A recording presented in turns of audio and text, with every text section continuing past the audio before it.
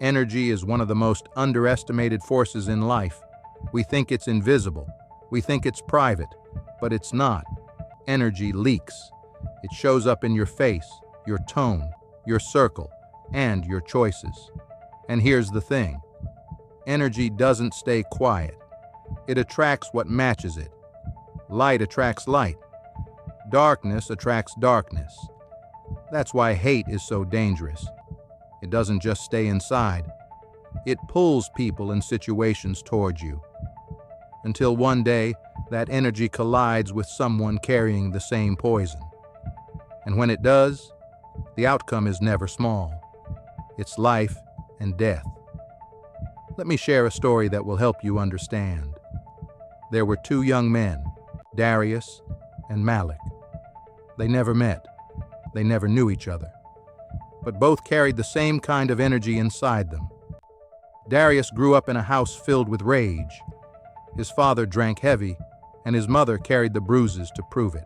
The night that broke him came when he was 12. He woke to screams, ran into the kitchen, and saw his father holding a broken bottle over his mother. She was bleeding, begging him to stop. Darius froze. He wanted to help, but fear pinned him in place. His mother collapsed right in front of him. From that night forward, something inside Darius shifted.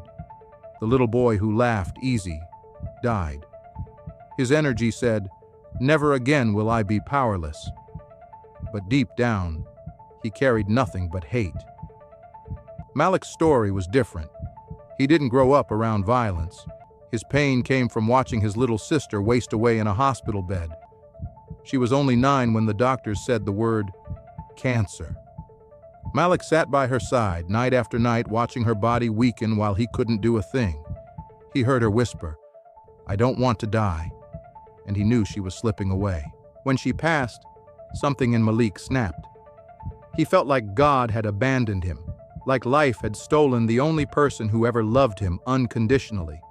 His energy said, "If life can take from me, I'll take from life first." Two different tragedies, two different wounds, but the same storm brewing inside. And here's the thing about energy. It doesn't need an introduction. It doesn't need names. It doesn't need history. It just needs a spark. One summer night, that spark found them. Darius walked into a corner store restless, carrying the memory of blood on the kitchen floor. Malik was already inside, carrying the memory of his sister's last breath. They didn't know each other, but their energies recognized each other instantly. A brush of shoulders, a stare too long, words, shoving, gunfire. When it was over, Malik was bleeding on the pavement, and days later, Darius sat in a cell, facing life behind bars. Neither of them wanted this. Neither of them planned it. But the energy they carried had been planning it for years. This is the truth people don't want to face. Energy creates destiny. Darius thought his hate made him strong. Malik thought his anger made him safe. But unhealed pain always attracts more pain. Broken energy finds broken energy. And when it collides, the stage becomes tragedy. That's why God tells us to let go, to forgive, to heal. Not because it's easy, but because if you don't, your energy will build a road for you. A road that leads to prison. A road that leads to the grave.